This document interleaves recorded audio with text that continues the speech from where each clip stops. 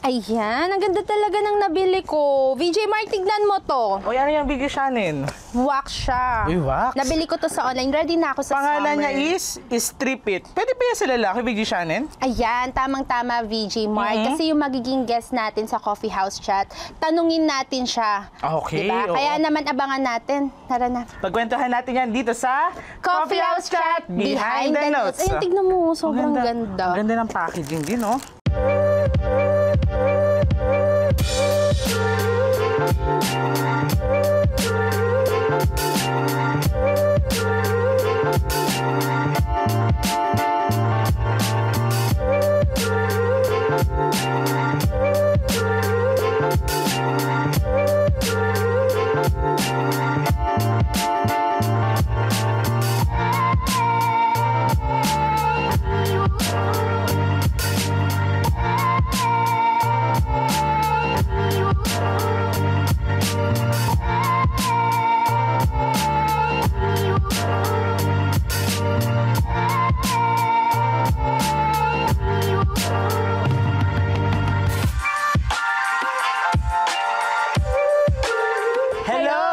Welcome and mabuhay! I'm your VJ Shannon. And I'm your VJ Mark. At ito ang Coffee House Chat Behind the Notes. Ayan, so Wow. VJ Mark, yung sinasabi ko sa'yo kanina, di ba, na kung pwede ba sa panlalaki, yung wax na ayan, yung binili Tama, ko oo. sa online, andito na yung guest natin. Ayan. Kakilala ko na. Malaman ko Kaya na. naman, mga kabuwisenyo at kabuwisenya, let us all welcome Miss Arlette. Ayan, hello po. Hello po, kamusta po? Ayan.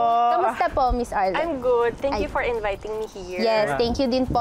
Go, VJ Mark, tanong mo na yung Ma'am, question. pwede po ba siya sa panlalaki, yung wax ninyo? Yes po. Pwede po sa lahat. All gender. All gender. Oh, gusto ko yun, all gender.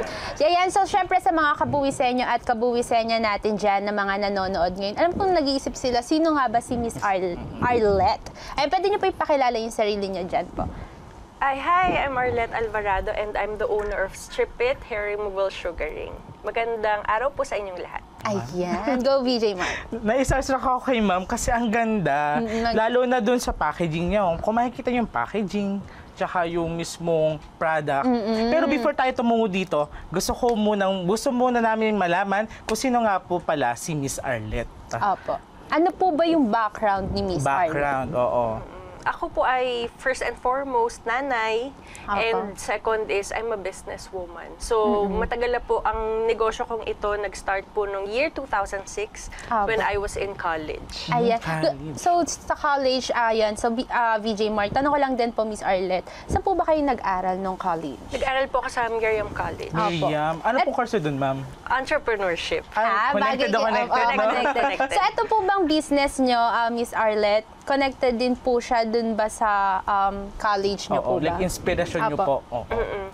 Actually, nung college ako, ito yung namin, feasibility study namin. Apo. Tapos, after graduating, dinire-diretso ko na siya na, na gawin talagang legit na business. Ang galing kasi nakakatuwa. Nag-click talaga siya, yung feasibility. Naging product talaga siya. Tsaka hindi, nag-grow na yung strip Tama ka in, dyan. diba? Go, VJ. Ma'am, parang based dun sa appearance nyo, mukha kayong mga entrepreneur talaga, yung business-minded. So, before po kayo nag-college, meron pa po ba kayong mga tinitinda or products? O may ibang ginagawa pa po Oo. kayo bukod sa Hobbies nyo? Apo, Oo. yes. Actually, natuto akong magbenta-benta nung elementary pa lang ako. Apo. Nagbebenta ako ng stationery sa mga classmates ko para makabili ako, para maka-add ako ng maka-add sa collection ko. Tinitingi-tingi ko sa kanila yung isang pack, tapos yung natitira, akin na yun, parang libre na siya. Apo. Tapos may pambili na naman ako ng panibago na stationery, tapos yun na naman, ititingi-tingi ko na naman siya. And then, high school naman, since pinanganak ako and lumaki ako sa Baguio, meron kaming doon, ukay-ukay yung tawag ngayon, pero Apo. back Apo. then sa amin, ang tawag is wagwag. Wagwag. nag-uukay ako ng mga Apo. clothes, tapos binibenta ko sa mga classmates ko nung Apo. time na yon. And yun yung time na nakabili ako ng ng cellphone ko. Kasi yung classmates ko may mga Nokia sila na mga colorful, di ba? Tapos Apo, syempre ako, uso yun, hindi oo. naman ako kasing may kaya ng tulad nila. So yun yung naging drive ko. So nung time na yon, parang pagiging materialistic lang Apo. yung drive ko na magnegosyo. Tanong lang po, Miss Arlette, kasi di ba ngayon po yung mga ukay-ukay, sobrang mahal na po.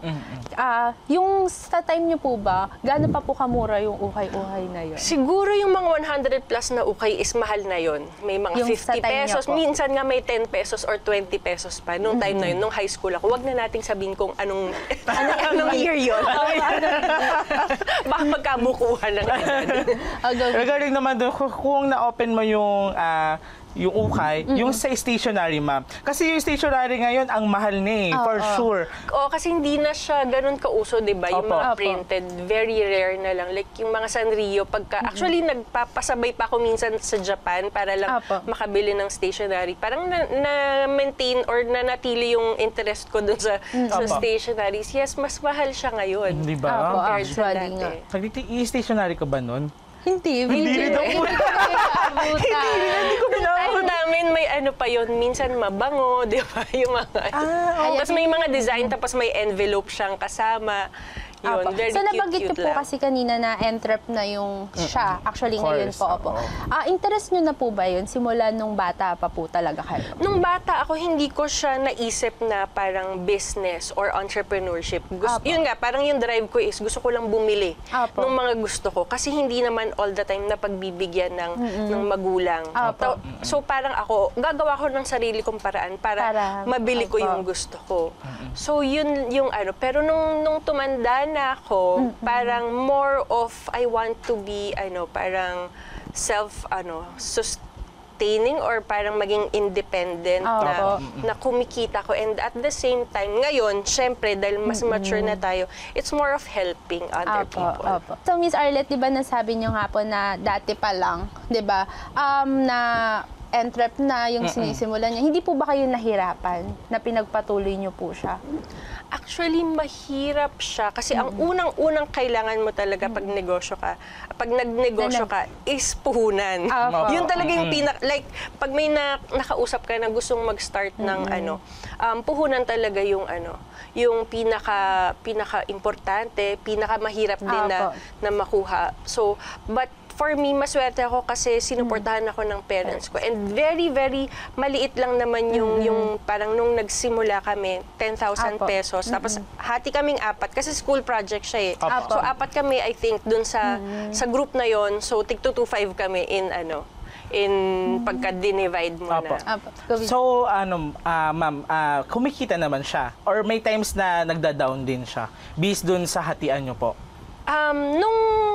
Nung nag-aaral pa lang ako, very brief lang kasi yung partnership ko with them. Kasi after namin mag-graduate, may kani-kanilang na rin sila, business na na tinahak. Ako lang yung natira for this kasi parang in a way napilitan lang sila makigroup sa akin kasi kailangan by group. Pero nung nung sa parang defense and feasibility mag-isa ko na lang talaga. Kasi parang irregular student ako, tapos parang iba-iba rin talaga kami ng schedule and everything.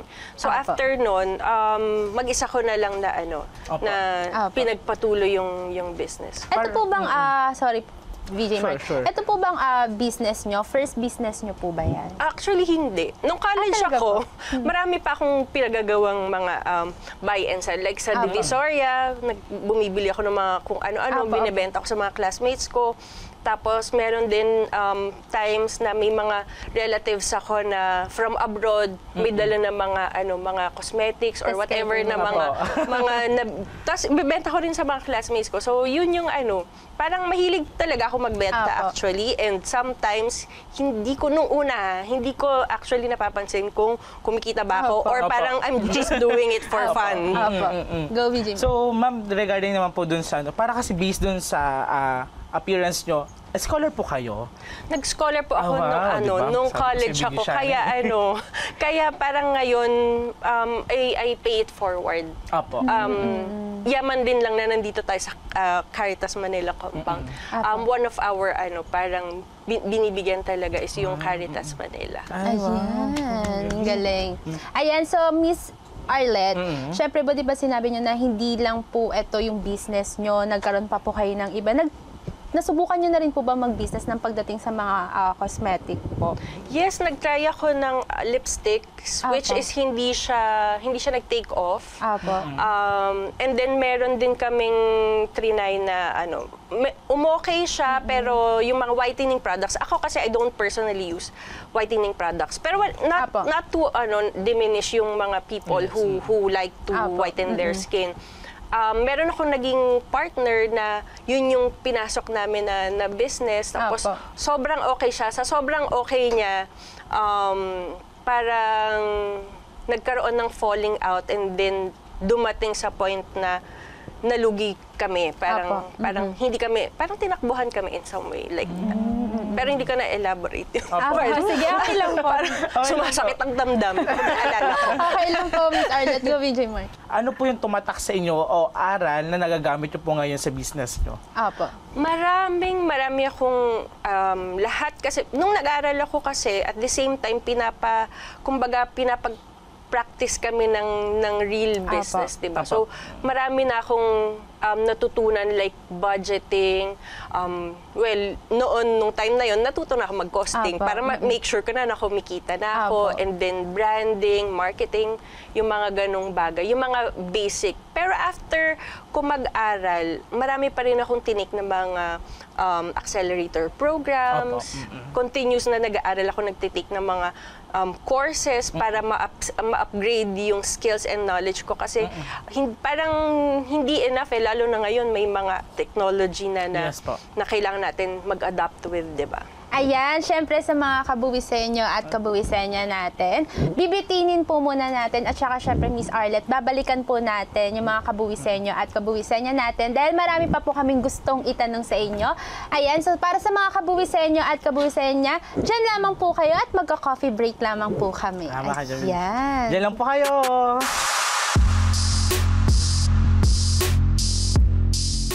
Cash is fleeting, yet spending for experiences lasts a lifetime. We offer this assistance, ticketing, insurance, and accommodation for your personal and business needs. It was great, no glitches, just arrived tonight, our client said. So do you want to experience that type of fast and secure flight for you and your family? Book yours now with Flight Travel Express. Fly fast with delight.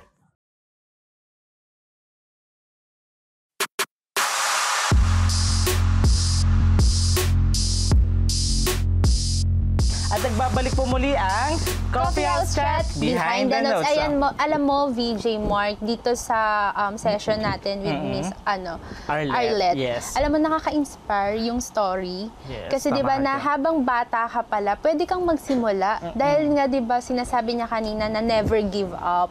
Yes. Na totoo naman talaga, lalo na dyan sa mga young na kabataan natin na mga nanonood ngayon, na alam kong may mga business, na huwag silang panghinaan ng loob. Na parang tuloy-tuloy lang. Kasi alam mo, in the future nyo, yan yung magiging successful nyo, diba?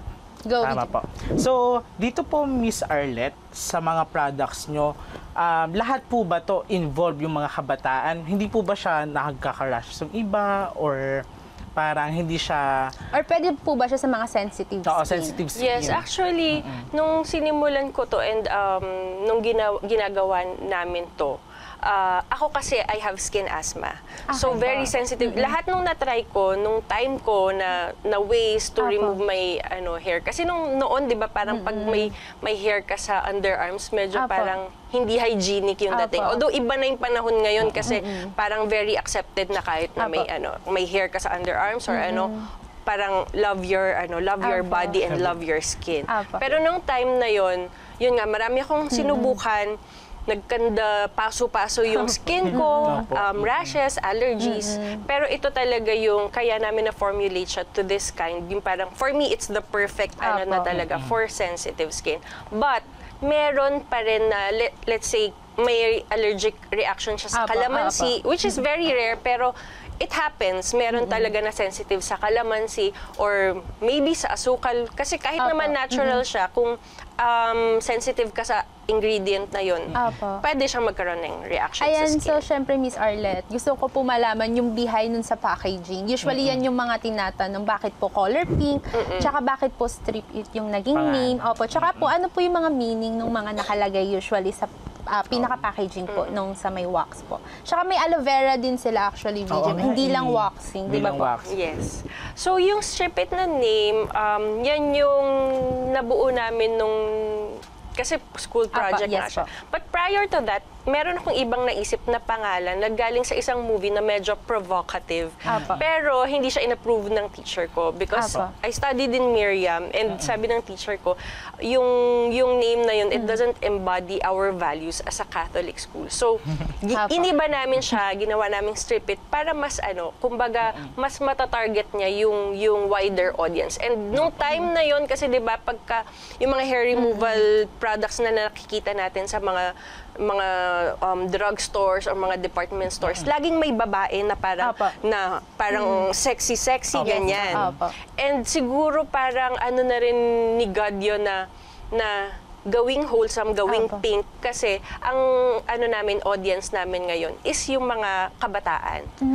'Di ba? Hindi na yung although maraming mommies pa rin kami na pero hindi na we don't have to parang project our brand as parang sexy brand or Apo, ano.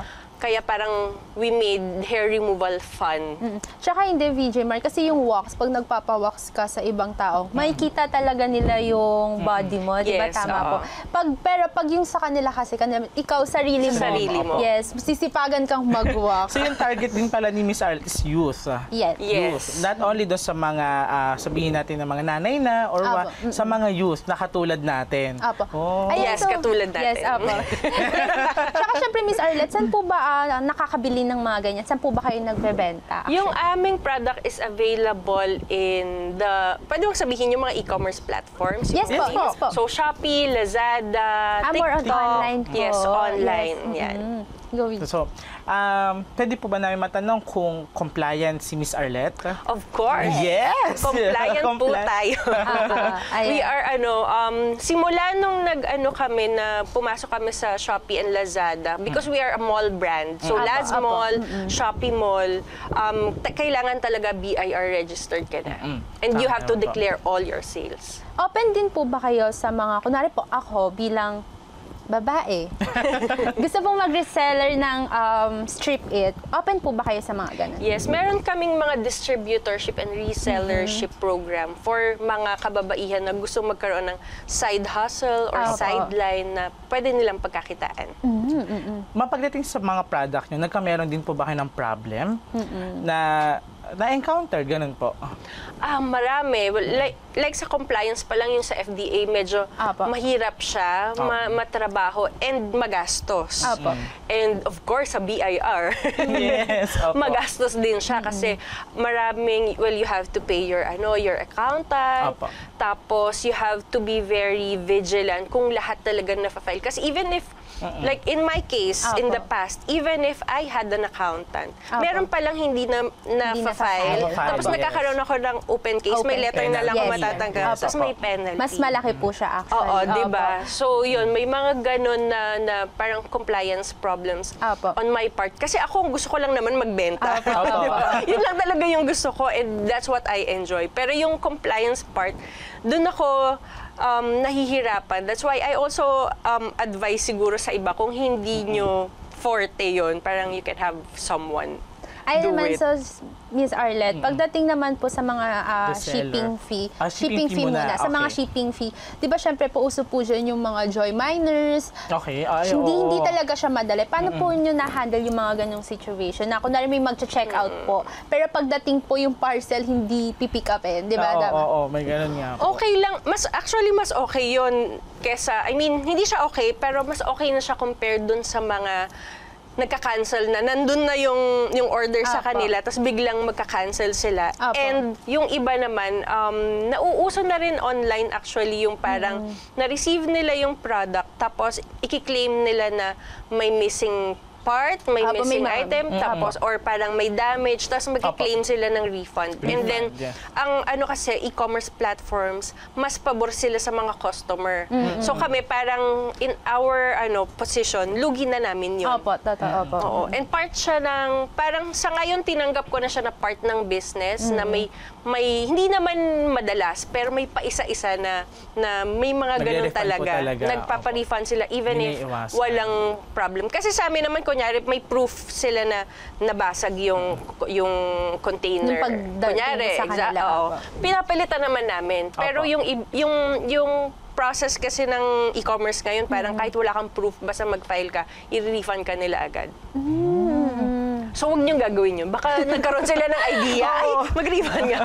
Ayan, oo. Go, VJ Mark. So, regarding naman po sa pagiging tax compliance, sa mga reseller nyo po ba, alam po kaya nila na kailangan mag-register sa BIR? Na kahit reseller po sila. Kasi usually yung iba po, reseller lang naman ako eh. Hindi ko Hindi na kailangan kayong main, mag-register. oo. Yes po. Actually, doon kami nagkaroon ng challenge this year. Kasi Apo. nagbaba na si BIR ng parang Memo po. memo na lahat talaga. Kailangan Even po if, talaga. parang yung iba kasi ina-assume nila, less than 350,000 lang Yes yung, po, opo. yung, Yung yung sales. annual sales ko. Revenue, yes, Oo. oo. It does, parang exempted ako. Opo. Pero hindi nila alam na you still have to file. You just have Yes. to Yes parang, po. yung i-declare mo yung, yung income mo, and then at the end of the year, dun malalaman kung may babayaran ka pa na, na income tax or but still, kailangan talaga. And naging challenge siya kasi hindi sila sanay eh, 'di ba? Opo. Parang they've been parang reselling, selling online na walang binabayarang tax. Tapos all of a sudden, wait, Merong parang biglaan may po. ganon. Tapos hindi rin kasi madali talaga aralin yung what are the steps and Opo. yung mga monthly na kailangan mo Opo. I-file. i-file, 'di ba? Yes. Kahit ako matagal na ako nagbe-business, hindi ko memorize kung ano yung mga i-file. kailangan i-file Kailangan po. talaga Opo. with someone's help. Tsaka kahit po kunwari register kayo, kahit wala po kayong kita or kumikita man po, kailangan pa din po talaga Yeah, silang i-file. oo, Yun po i-file kasi pa yung rin. importante. Lagi po nating iniiwasan para lang sa mga Yes. kaalaman ng mga kabuwisenyo at kabuwisenyo na kahit wala po kayong kita or may kita po, automatic kailangan po natin mag-file. Yes. Kasi kung hindi po tayo mag-file, magkakaroon tayo ng open case at doon, mas malaki po yung babayaran nating penalty. Yes. Tama Ayan. So, yan. syempre, cut po muna natin, Miss Arlette. Alam kong nagtatanong yung mga kabuwisenyo at kabuwisenyo natin dyan kung saan pwede makabili ng product na Strip It. Di ba, VJ? Excited na sila. Yes, Excited na kaya sila naman sa mga i-try. kabuwisenyo at kabuwisenyo natin dyan, magbabalik kami dito lamang sa Coffee House Chat Behind the Notes. Magbe-break lamang po ulit kami.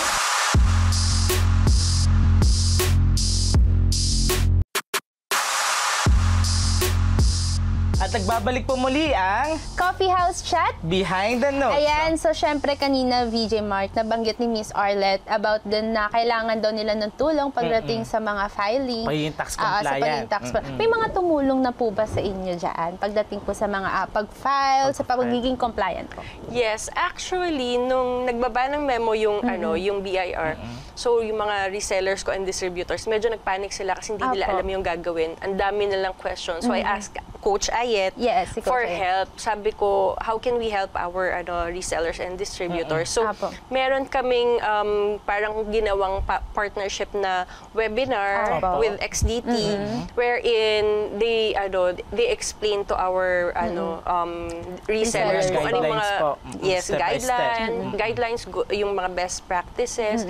And very kasi talagang si Ayet talaga yung nilapitan ko kasi ang galing mag-explain ni Apo, Prof. Sai ni Prof. na Sai po. kahit hindi ka ganun kagaling sa pagdating sa mga tax compliance, ka pong maiintindihan mo. Tsaka marami ka pong Maiintindihan mo siya. matututunan talaga. And marami kang matututunan. Apo. So, that's yun yung parang naging help ko with our resellers. Now, it's up to them kung anong next step nila na gagawin. Go VJ. So, Miss Arlette, ano naman po yung maging tips nyo pagdating sa mga business o katulad po nito?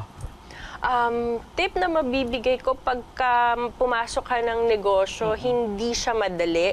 So you have to be very persevering and hindi ka dapat agad-agad nag-give up. Okay lang na mag-explore ng iba-ibang businesses. Like ako, nung time na hindi na nag-work for me yung like sa ukay, I had to move on to another buy and sell na mga products. Apo. But ang importante is dire-diretso yung pagnenegosyo mo. Apo. Like mag-e-explore ka, and ito sa akin kasi it just so happen na talagang malapit siya sa puso ko. Parang ito talaga yung nag-click sa akin na kahit hindi man siya malaki talaga nung sinimulan ko, very, very small, pero talagang tininabaho ko siya na maging mag-thrive yung business for 17 years. Ayan. So, syempre, any Bible verse po para po sa mga nanonood natin dyan na mga kabuwisenyo at kabuwisenyo Yan, may po. kodigo ko. Okay lang. Okay lang Okay lang po. Baka maluha ako. Well, nothing to do with business, pero ito yung final act of self-giving love ni Jesus Apo. when he was on the cross. Sabi niya, woman, talking to Mary, behold your son. Then he said to the disciple, behold your mother. And from that, sabi ko na maluluha ko. And from that hour, the disciple took her into his home. So, yung sinasabi niyang, woman, behold your son, yung son na yun si John, that's us. Apo, apo. Yung binigay niya, yung nanay niya sa atin. And then, parang biniling niya rin kay John na yung nanay niya. And parang sinasabi niya rin sa atin, na parang bilang human race na this is your mother. So parang very close sa akin si Mother Mary. Apo. Ayun. Pero syempre, Jesus is still our Savior. Hindi naman natin parang kino-compare. It's not comparable. Syempre siya talaga yung ating God and Savior, si Jesus. But this yung final act of yung love niya sa atin, Apo. very, very powerful yun for me. Ayan, grabe VJ Mark. Pagdating kasi sa mga ganyan, hindi lang yung basta ka lang magbabasa ng Bible verse. Dapat Tama sinasa naman. puso mo kasi yung Bible verse. Sinasabuhay din. At saka sinasabuhay din. Ayan, so Miss Arlette, syempre po, patapos na rin naman tayo, VJ Mark, di ba? Pwede niyo po invite yung mga kabuwisenyo at kabuwisenya po natin ngayon kung saan po sila pwede makabili ng Strip It po ninyo. Ayan. Ayan. So, buy po kayo ng Strip It. Search nyo lang po yung Strip It Sugaring sa Shopee, TikTok, and Lazada. So, search nyo lang, nakakalat po kami doon. Mami, ito po ba yung wax? Ito po yung wax? Ayan po yung Yes, ito yung sugaring, and then we also have the aloe vera gel. Apo. Sorry. Ito yung aloe vera gel. Ina-apply siya right after sugaring, pero pwede rin siya sa mga sunburn, pwede rin siya sa mga kati-kati. Kasi very soothing siya and made of aloe vera.